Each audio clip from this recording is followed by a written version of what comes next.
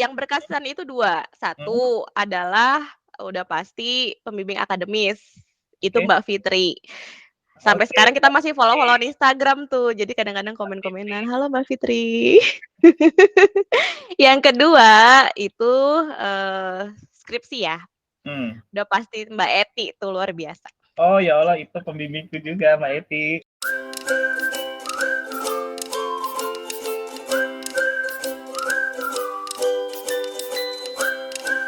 Oke, assalamualaikum warahmatullahi wabarakatuh, guys dan bro dan sis, empok-empok semua. Ya Salam. kali ini kita kedatangan tamunan jauh di sana, spesial sekali dan bisa dilihat ya di layar ini ada namanya Mbak Sania Rahmadani gitu. Nah, mungkin ada yang tahu dan ada yang tidak tahu, tapi lebih baik kita nanti akan ngobrol langsung nih sama Mbak Sania nih. Saya spoiler sedikit kali ya tentang Mbak Sania ini. Jadi dia ini alumni KESOS angkatan 2007, benar ya 2007. Betul betul. Dan saya sendiri itu tidak menyangka sekali gitu karirnya itu luar biasa, lompatannya sampai kejauhan banget gitu, jauhnya dalam arti positif ya. Karena dia berdomisili di sebuah kota yang jauh di sana, nanti kita cerita lebih dalam ya. Nah jadi mungkin beberapa menit ke depan kita akan cerita tentang perjalanan di Sania. Oke, mungkin saya manggilnya Mbak Sania atau Kak Sania ini enaknya. Paling nyaman gimana? Oke, saya panggil Mbak Sania aja kali ya. Siap. Mbak Sania mungkin bisa cerita kali ya, untuk pertama kali ngenyicipin nih KESOS saat awal masuk kuliah kali ya. Bisa share sedikit nggak? Dulu tuh ceritanya gimana sih sebenarnya? Oh, Bisa oke. di KESOS dan expect-nya seperti apa? Oke, monggo. Sekalian perkenalan kali ya. Oh, iya boleh boleh. Oke, silakan Mbak Sania. Oke, terima kasih Kak Erik dan Kak Aul. Jadi, mungkin nggak terlalu dikenal ya, karena jarang main-main juga. Tapi, makanya, mungkin sekarang sedikit kenalan dulu. Jadi, saya Sania, saya KESOS 2007, dulu, eee, masuk KESOS itu karena jalur dulu PMDK ya pada zamannya. Sekarang istilahnya apa ya? Lupa ya. Kayak istilahnya beda ya, zaman Nggak tahu. iya ya, sekarang tuh jalur yang, rekomendasi dari sekolah gitu ya kan, lewat PMDK. Dulu dapat dapat surat nih dari UI bahwa, Sania bisa memilih beberapa jurusan pada saat itu, terus kepikirannya KESOS karena, secara personal mungkin saya sosial banget kali ya anaknya gitu. Jadi, secara jalur pendidikan dari, eee apa sih kalau masuk IPS tuh SMA ya, pada saat itu jalurnya IPS karena emang suka dengan materi-materi yang berbau sosial, dengan baca deskripsi KESOS tuh kalau kita lihat ya, kan ada bukunya nih panduan UI yang buku kuning itu tuh sangat, paling jelas gitu ya output-nya ke mana, apa yang dipelajari dan lain sebagainya yang kurang lebih kita bisa berkontribusi secara sosial. Yang sebetulnya, menarik juga nih kalau kita bisa do good, juga tapi bisa mendapatkan karir dari hal-hal yang, baik yang kita lakukan gitu. Jadi memang pada saat itu, 100% setuju untuk oke, pilih KESOS gitu dan akhirnya keterima alhamdulillah dan mulai terjun gitu. Jadi latar belakangnya gitu. Nah, eee, dari situ, nanti mungkin banyak ceritanya juga ya kalau di Kesosnya sendiri gimana, dan akhirnya, sampai hari ini, lulus di tahun 2012, kurang lebih 10 tahun pengalaman, jalur karirnya juga masih di bidang Kesos, gitu kira-kira. Oke, oke. Jadi ini info yang baru aku ketahui sih. Ternyata Tania ini ya PMDK ya. Iya, PMDK. Saat itu angkatan di angkatan Sania yang PMDK siapa aja yang Sania tahu? Dari SMA. Dari jurusan Dari angkatan, sorry. Itu ada 3 orang, satu namanya Devi Yulianto, itu dia Devi. Oh, yang ya cowok. sekarang dia manajer di KAI.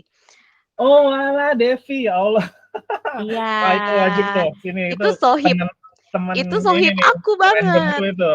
Oke oke, Iya, nanti ya kontaknya ya, entar kabar-kabarin ya. boleh, itu Ya, kita masih sohiban. Terus oke satu terus lagi, itu ada dulu namanya Windy, dia cukup pendiam sih, tapi ternyata dia pindah ke stan, Windy. Oh, gitu. berarti belum sampai selesai ya? Belum, baru awal. Jadi mungkin kalau misalnya Kak Erik sama Kak Aul nggak aware, ya make sense karena Ya dari ya, awal dia pindah gitu. itu Jadi ya. akhirnya bertahan sama Devi Kayaknya berdua. hobinya ikut ujian aja ya. Itu Iya. sekalinya ujian langsung yang wah-wah lagi gitu. Luar biasa memang ambisius. Oke oke. Nah, setelah masuk di jurusan kesejahteraan sosial, kan sebelumnya apa? Tanya kan sudah mencari referensi ya, tadi melalui Mhm. uningnya atau mungkin dari website atau apa gitu. Website, benar-benar. Terus ketika sudah masuk di dunia uh, perkuliahan nih, mau perkuliahan gitu.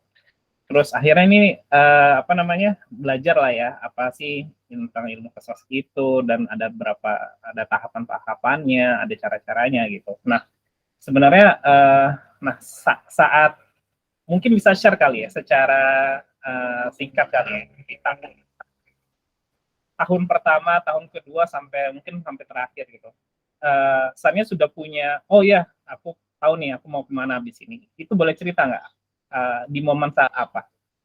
Oke, aha momennya ya. Jadi, dulu sih sebenarnya, nggak terlalu kebayang Hmm. mau jalur karir seperti apa, pasti di awal-awal ya nikmatin proses, berteman, berorganisasi gitu yang tidak terlalu spesifik, "Aduh abis lulus mau kemana ya?" Gitu, itu pasti nggak kebayang di awal-awal. Nah, baru di mungkin akhir semester ya, Hmm. mmm, tahu nggak sih Kak yang Mas Pri ya untuk topik masalah kemiskinan? Mas, Iya, Mas Pri. Mas Pri ya? Mas Priyadi Pri bukan Permadi. sih? Iya, Oh, Mas Mas Pri, bener Pri. bener. Kangen ya? Tiba-tiba kangen. Iya, langsung keinget. Oke. Iya, jadi, suka banget sebenarnya along the way, ketemu Mas Pri tentang Maskem, bagaimana intervensi ekonomi bisa memperbaiki status, eee, apa ya, kesejahteraan sosial seseorang gitu ya. Itu suka banget gitu isu itu, kemudian yang kedua adalah sudah pasti topiknya Mas Bandi yang intervensi sosial ya, yang kita harus bikin program, yang soalnya kalau ujian nih, kita disuruh bikin, program, kita bikin budgetnya, kita bikin sesuatu yang cuma dalam waktu 2 jam. Pada kenyataannya di dunia kerja itu dibuat berbulan-bulan. Jadi itu luar biasa sih dempaan itu. Betul. Dan itu nggak lupa, itu proses, intervensi sosial, gimana sampai planning, sampai intervensi, bagaimana budgeting-nya itu sangat berpengaruh sebenarnya. Nah, dari situ, kan kita ada beberapa praktik ya, Yes, ke ada lapangan praktikum tuh, di akhir. praktikum di tengah 2 kali kalau nggak salah ya, Kak, ya. Ya, betul. Di di masa praktikum itu udah fokus bahwa mau ambil ke intervensi yang dalam bentuk, ekonomi. Nah, jadi waktu itu di praktikum pertama itu sebenarnya dia elderly sih target partisipannya. Nah, tapi dia, model intervensinya adalah bagaimana kita bisa membuat tabungan khusus untuk, para elderly ini supaya bisa sustain ke depan. Nah itu. Yang kedua adalah, kebetulan jadi tempat kerja pertama itu di Min Uno Foundation, itu yang dimiliki ya keluarga, Sandiaga Uno. Di situ juga fokus untuk pemberdayaan, target partisipannya adalah mahasiswa untuk bisa mendapatkan beasiswa, bagaimana mereka yang berada di low income or, middle income family bisa, memperoleh beasiswa dari, yayasan dan memperoleh, eee, pendampingan bagaimana meningkatkan usaha yang mereka geluti, yang di mana usaha tersebut tujuannya adalah untuk memenuhi kebutuhan hidup mereka, karena mereka datangnya dari low income family gitu. Jadi, sangat lurus hidupnya sebenarnya, Kak. Dari awal, oh suka ini, oh ya udah ke sini gitu. Jadi memang structured aja gitu anaknya. Ya, itu salah satu contoh anak soleha sih kayak gitu biasanya, hidup Heeh, tuh solehah ya. Hidup tuh naik. kayaknya lurus-lurus aja gitu. Kalau ngelihat orang yang tiba-tiba pindah ke bank, pindah ke KAI misalnya si Devi ya, tuh kayak wow gitu. Oke, oke, oke, oke, keren. Nah, berarti sempat tadi tadi kan sempat diinfo ya tentang praktikum pertama di yang elderly itu ya. Itu Mhm. berarti boleh tahu nggak siapa sih pembimbingnya Sania nih? Sekalian kita nge-mention nih nama-nama dosen-dosen atau Sania yang Sania berkesan banget. Ayo, lupa dia. Durhaka nggak nih kalau lupa? Ntar kita cut bagian sini. Tapi Oke, siapa ya? Oh penguji, tapi pembimbing, atau iya, mungkin yang tapi berkesan inget deh, yang banget berkesan. 2, yang berkesan itu 2. Hmm, Satu adalah udah pasti pembimbing akademis, itu oke, Mbak Fitri. Sampai oke, sekarang kita Mbak masih Fitri, follow-followan Instagram tuh, jadi kadang-kadang Mbak Fitri. komen-komenan, "Halo Mbak Fitri." Yang kedua itu, skripsi ya, Hmm. udah pasti Mbak Eti tuh luar biasa. Oh ya Allah, itu pembimbingku juga, Mbak Eti. Oh iya, luar biasa Mbak Eti. Mbak Eti, yang paling berkesan dia banyak berkesan sih, Mbak Eti itu luar biasa. Tapi yang paling berkesan ya Mbak Eti bilang, "Sania ini kayaknya kurang oke nih, kamu mau dapat A atau enggak? Kalau mau dapat A, ya lulusnya tahun depan aja." Wow, itu kalimat motivasi yang sangat Iya, karena kurang perfect menurut Mbak Eti. Jadi, "Oh baiklah Mbak, tahun depan." Bener, akhirnya mundur jadi pas akhirnya. setengah tahun. Pas setengah tahun Oh, Kak aku. jadi 4,5 tahun ya, Iya, Tania, oh bukan tahun depan ya, next semester ya. next semesternya ya, 4,5 tahun, dan itu lanjut di Min Uno Foundation ya, tempat praktikum keduanya. Benar nggak sih? Betul, betul betul betul banget, gitu kan betapa lurusnya hidupku. Oke, oke, oke. Nah,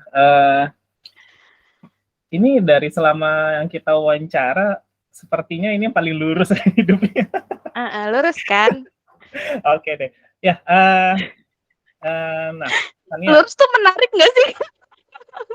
menarik. Ya kayak kurang menarik Ini ya, lurus-lurus aja. eh, ini ibaratnya kalau misalkan di sebuah website itu dia yang jadi apa namanya ambasadornya gitu. Ini contoh orang yang lurus dan good Heeh, gitu karirnya juga oke. perlu Nah, diduplikasi ya. perlu diduplikasi, benar banget, benar banget. Oke, nah setelah itu kan masuk yang namanya ke dunia kerja ya, Tania ya. Nah, Betul dunia betul. kerja ini kan pasti ketemu dengan berbagai macam orang dengan latar belakang background mereka yang masing-masing. Nih. Mungkin yang mau saya tanyain tentang kira-kira ada nggak sih dampak, bukan dampak ya, yang bikin pembeda antara Sania nih sama teman-teman yang lain yang latar belakangnya mungkin entah dari komunikasi, dari hukum atau background edukasi yang lain ya. Dengan Sania sendiri yang memang dia dari awal di tempat ini sudah diinformasikan gitu tentang si kesos ini sendiri gitu. Sania ngelihat nggak? Mungkin refleksi diri gimana? Mhm, iya, kelihatan sih Kak, dan kelihatan banget ya sebenarnya kan, kurang lebih ada sekitar, 3 3 tempat kerja yang, aku laluin dari lulus. Lulus pertama di Min Uno Foundation, waktu itu timnya, nggak banyak, nggak besar, Hmm. jadi, dari multiple, studies juga, teman-teman. Jadi ada yang dari hukum, ada yang dari, sosiologi dan lain sebagainya gitu. Jadi, pada saat itu yang pembeda tentu saja saya paling beda dong. Jadi, harus menjadi, ini sih sebenarnya punya visi juga untuk, harus meninggalkan legacy di setiap tempat kerja. Jadi, pada saat itu, pas dilihat-lihat yang kosong bagian mana tentu skill kesos yang, memang, aku punya gitu. Jadi di situ, tentu saja dengan, logical framework approach dan bagaimana membuat program yang sustainable itu banyak, aku berikan kepada organisasi. Dulu programnya cuma training satu aja dan scratch banget nih, bikin training A, B, C gitu. Jadi tapi nggak apa ya, terstruktur gitu, nggak ada impact jangka panjang yang bisa di-measure. Jadi, akhirnya bikin di situ, aku bikin program, yang sekarang masih jalan, Entrepreneur Development Scholarship for Youth yang masih, dibawakan Ibu Min Uno sampai sekarang. Jadi, itu program, jadi terstruktur, jadi ada training-nya, ada mentoring-nya, dan lain sebagainya, sehingga kita bisa mengukur benar-benar dampak dari program, bagaimana peningkatan lapangan kerja, peningkatan revenue, dan lain sebagainya, gitu. Jadi itu yang nilai kesos banget nih, ya kan, kita kan harus sesuatu nih yang, eb tangible, yang terukur, dan lain sebagainya, dan tentu saja pada saat itu LFA pertama kali digunakan adalah LFA yang saya buat.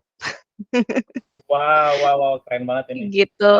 Terus, kedua pindah ke oke, pada saat itu udah bikin program 2 3 kalilah, kurang lebih ternyata, sequence-nya sama dan merasa butuh challenge.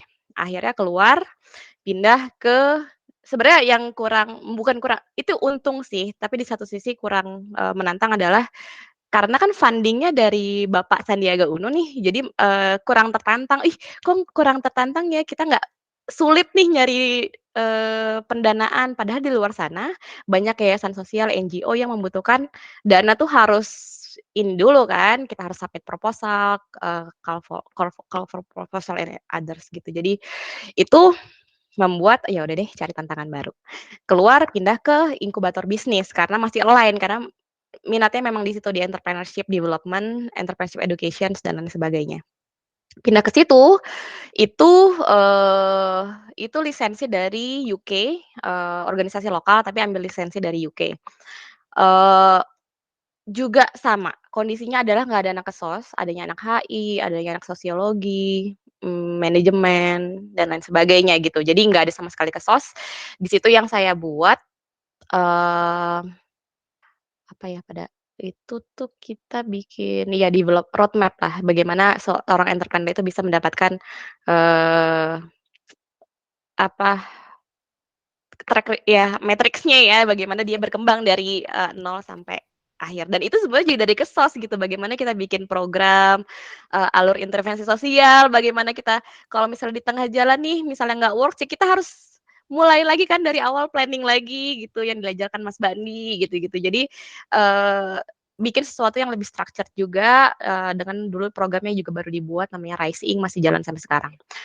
Kemudian habis itu pindah nih ke Mercy Course. Mercy Course, di Indonesia, mungkin udah tahu ya beberapa mungkin teman-teman familiar juga, Mercy Course ada di global, bekerja di 40 sekian negara, kemudian yang di Indonesia ini adalah, payung,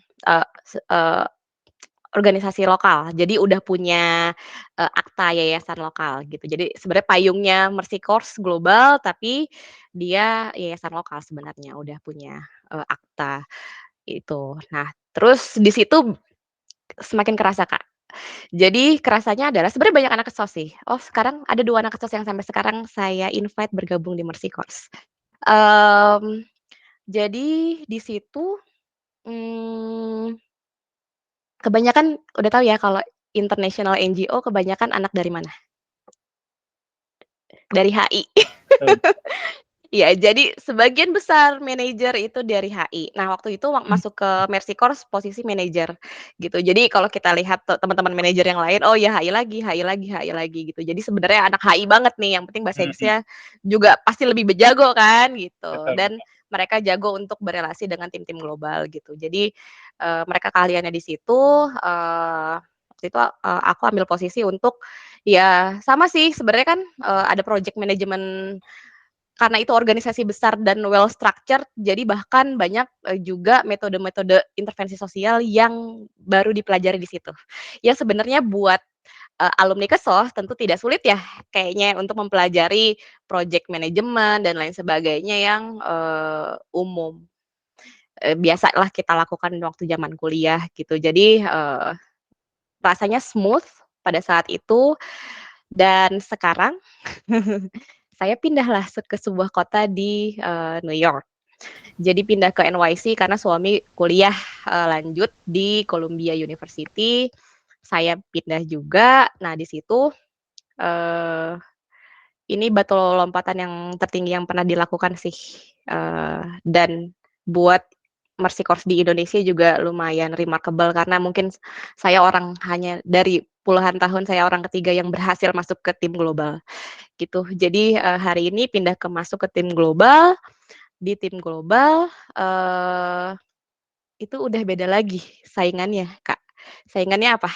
Karena isunya masuk ke entrepreneurship, maka saingannya adalah anak-anak MBA.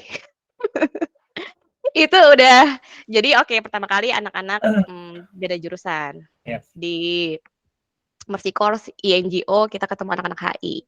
Sekarang di level ini anak-anak MBA gitu yang, karena sekarang juga megang posisi manajer, di headquarter ada di Portland, jadi, remotely dari New York, kerjanya. Nah, timnya itu juga dari berbagai negara yang mereka rata-rata MBA, tim di bawah aku, Kak, itu anak-anak MBA. Jadi Sampai ini sebenarnya S2 sudah kan? belum S2, Kak. Waduh, ini nih.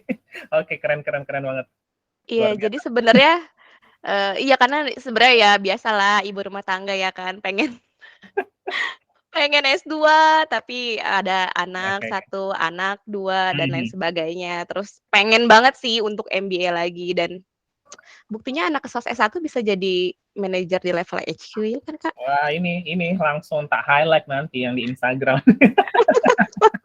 Maksudnya belum S2 saya tuh. Ya, jadi jangan, ngelihat hanya pendidikan ya, lebih ke Enggak, apa yang kita lakukan. visi sih, Visi, oke oke. betul. Asal punya visi yang clear, itu bisa. Wow wow, speechless sih.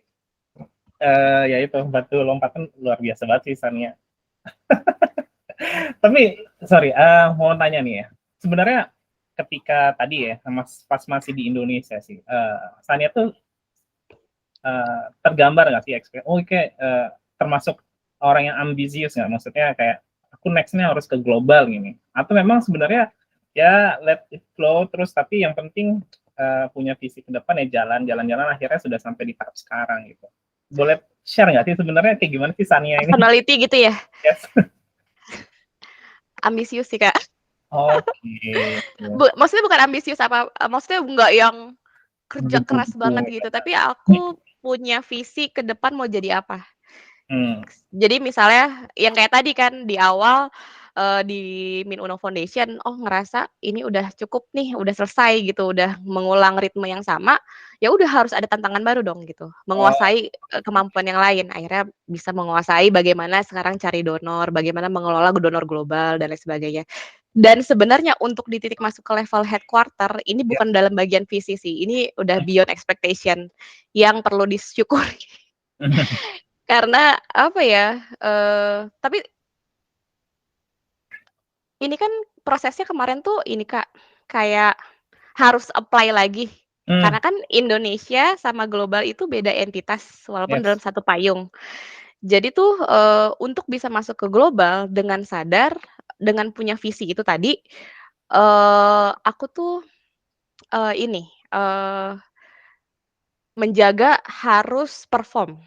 Tapi nggak untuk itu aja sih, tapi dalam setiap program tuh harus perform, harus Hmm, beyond expectation, itu yang aku jaga. Jadi kalau misalnya donor, "Oh Sania bisa nggak sih kamu melakukan A?" "Oh tentu saja aku bisa sampai Z," gitu. Jadi hmm, selalu beyond expectation dari mereka, itu sangat membantu untuk perkembangan karir. Nah oke. termasuk di ini, untuk posisi sekarang. Jadi, kayak misalnya mungkin belum banyak cerita tentang project yang aku pegang micro mentor ini ya. Mhm, Kayak misalnya di project ini adalah project multi regions, ada beberapa wilayah, ada Middle East, Afrika, dan lain sebagainya gitu, dan Indonesia. Programnya udah 10 tahun berjalan, tapi ketika aku masuk 3,5 tahun yang lalu, aku berusaha perform dengan do the best thing I can do pokoknya ya. hmm, Eee, Akhirnya Indonesia menjadi negara kedua terbesar dari penetrasi program tersebut gitu. Jadi, harus bikin sesuatu yang value yang aku jaga gini sih Kak, kayak, eee, aku tuh nggak mau orang mengenal, "Oh ada program micro mentor ya? Siapa sih manajernya?" hmm. Nggak tahu dia, tapi aku pengen orang mengenal Sania Sania gitu. Jadi, oh kalau nggak ada Sania, ya beda rasanya gitu. Jadi aku pengen ngejaga orang bisa impress karena akunya leader di sana daripada impress programnya gitu. Karena aku pikir itulah yang mau kita jaga kan ya, Yes, ya. legacy gitu. Ya, notes yang aku tangkap dari awal ya sampai yang sekarang ini memang Sania berupaya untuk meninggalkan tadi ya legacy itu ya. Dimanapun Mhm. Sania apa namanya worknya ya, entah dari tadi yang dari awal dari Min Uno Foundation ada legasinya apa programnya, terus nextnya di Micro Mentor ya waktu itu kita ketemunya sebenarnya di Micro Mentor. Iya, luar biasa ketemu Kak Erik tuh kayak, waduh, jadi grogi, jadi demam panggung ya kan, mau maju ke panggung audiensnya Ketemu Kak Sania, Erik. ya Allah ini bosku. Gak apa-apa, tapi Itu saya random bangga banget banget. sih. Jadi pernah saya ketemu Sania ini di sebuah panggung di ya salah satu programnya dari dari Mercy Corps itu ya di Micro Betul Mentor. betul. Terus dan saya sebagai mentor saat itu di Surabaya. Terus Sania emang manajer programnya ya, Sania ya, yang saat itu. Betul betul. Ya udah terus wow aja, wow ada Sania ya. Ya keren-keren banget sih. Terus nggak lama kemudian ini sekarang sudah di global dan wah keren banget. Tapi ini ya ini yang saya notes banget sih memang, yaitu meninggalkan legacy sih dan ya, pasti positif ya. Makanya mungkin gara-gara itu juga sih ya Sania lurus terus gitu, lurus dan naik terus itu. Bener bener bener, karena nggak perform anaknya gitu. Oke oke oke. Iya, kayak, Gimana Mbak Eti ini nilai A gimana? Apa sudah iya, nggak menyesal kan Mbak nggak Eti, misalkan Mbak mudah-mudahan Eti? ya Mbak Eti. Oke oke oke. Kayak itu aha momennya tuh Kak, jadi ceritanya maaf. Jadi kayak ngerasa banget waktu di Min Uno Foundation, siapa sih yang nggak kenal Sandiaga Uno, ya nggak? Hmm, betul. Semua orang tahu dia pengusaha sukses, tajir, tampan, dan lain sebagainya gitu. Yes. Jadi, kalau misalnya kenalan sama orang, partnership gitu ya, in term of, dalam pengenalan program dan lain sebagainya itu, orang tahu ya Min Uno-nya gitu, nggak peduli siapa manajernya di situ, siapa yang lead program officer-nya. Hmm. Terus, orang nggak terlalu inget gitu ya, nama Sania tuh siapa gitu. Ingetnya, "Oh, kamu megang programnya Sandiaga Uno," gitu. Yes. Anak aku. Halo, kenalan dulu dong. Boleh, oke. Oke, nanti bedtime story ya. Oke. Oke, sudah saatnya bedtime story. Iya. Oke oke, siap gak apa-apa. Terus terus terus Tetap. iya, padahal lagi pengen cerita nih. Terus, iya, di titik itu, Kak, aku tuh kayak, "Eh, kenapa orang mengenalnya Sandiaga Uno ya? Kenapa nggak bisa mengenal Sania Sania?" Padahal kan Sania pengen berkarir juga gitu. Jadi itu aha momennya sih kayak, "Oh, oke, jadi orang tuh kayaknya harusnya mengenal, oh ini Sania, Sania ini yang megang program ini," gitu. Dibalik daripada mengenal programnya kemudian, baru sih orang kan kadang-kadang nggak peduli ya, siapa sih tim lead-nya, siapa sih manajernya gitu. Tapi aku tuh pengen ngejaga itu, bahwa si Sanianya gitu, dan Ini akhirnya 10 betul. tahun ini kebentuk sih, Kak. Kayak itu top of the personal branding ya, artinya orang itu sudah mengingat karyanya, karya yang sudah diciptakan, terus ya orangnya gitu. Jadi bukan kebalik ya. Iya. Ya menurut aku ini the real personal branding sih. Kan Iya ya, lagi gitu banyak ya, ya, Kak, ya? lagi banyak personal branding ya. Personal Iya branding kan iya, bener artinya bener. misalnya, aduh aku mau menjadi apa ya, mau menjadi ini, oke saya Bener mau bener menjadi bener. ini. Tapi menurutku itu personal ala personal branding ya.